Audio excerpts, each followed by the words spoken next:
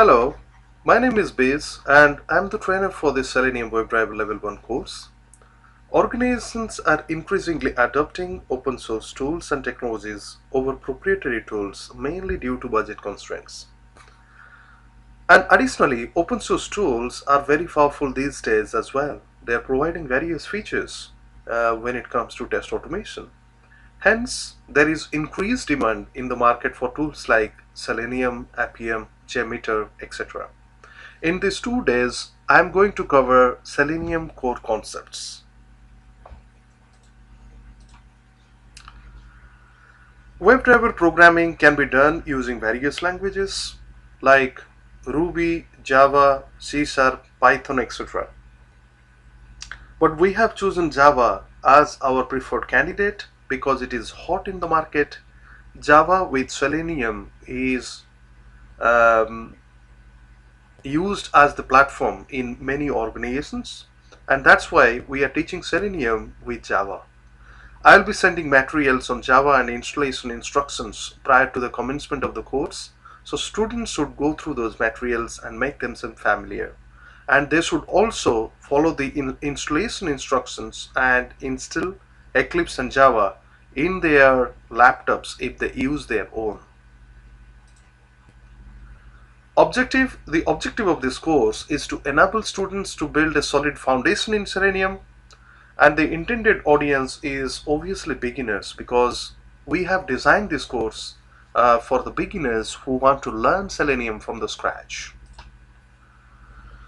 The course contents, first of all, we will have a quick overview of the Java concepts. I'll be giving a quick overview of Java programming concepts like classes, objects, constructor, data types, conditional statements, loops, arrays, array list, etc.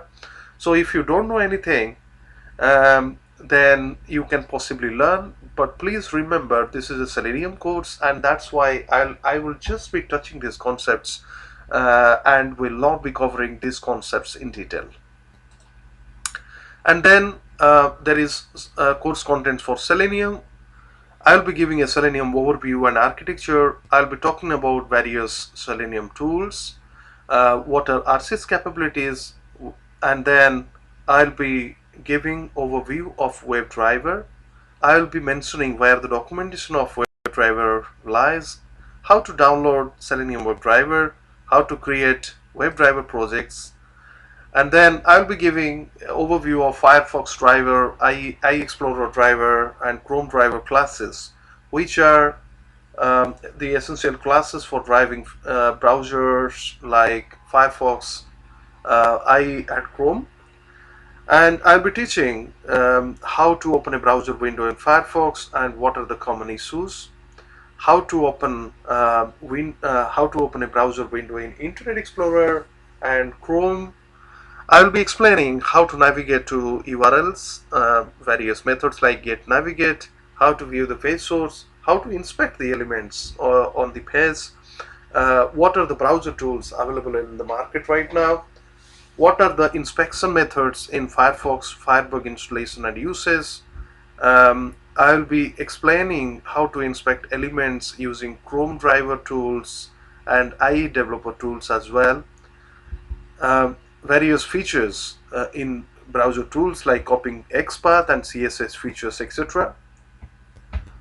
And I'll be covering about various locator strategies for identifying element, for example, by ID, by name, by class, by link, by XPath, CSS, tags, etc.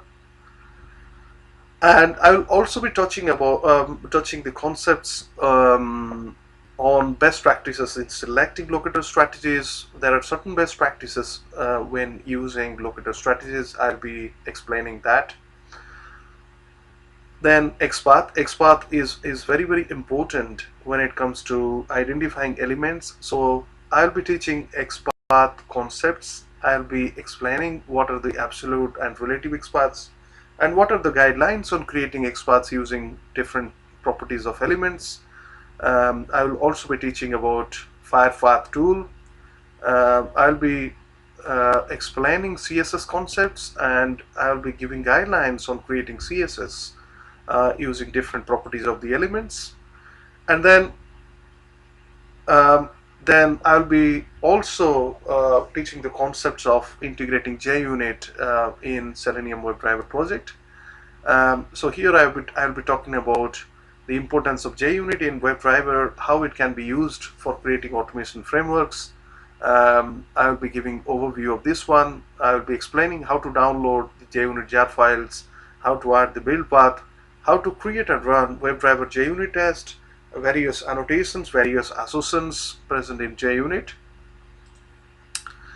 And then there are some advanced concepts in this course as well. For example, handling pop-ups, alerts, and waits in WebDriver, which are important concepts. I'll be explaining how to wait and how to deal with pop-ups in automation. There are different types of waits in Selenium, so I'll be explaining the different types of wait in Selenium and how to implement them. There are various methods like thread sleep, implicit wait, explicit wait. I'll be covering those concepts.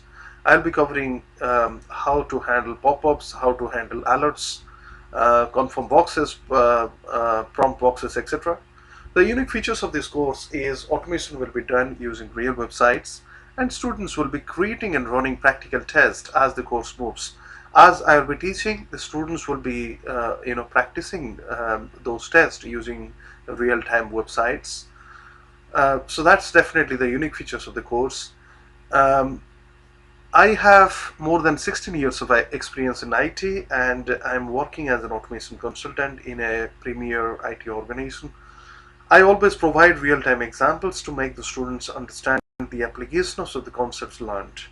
Um, as I'm working in an IT organization, and I implement automation in a large scale, so I understand various problems or constraints or what we face while implementing automation in the projects. I'll be talking about those issues, those constraints, and how do we overcome those issues. So it gives a practical perspective to the students about how to implement and how to deal with real-time issues. Thank you.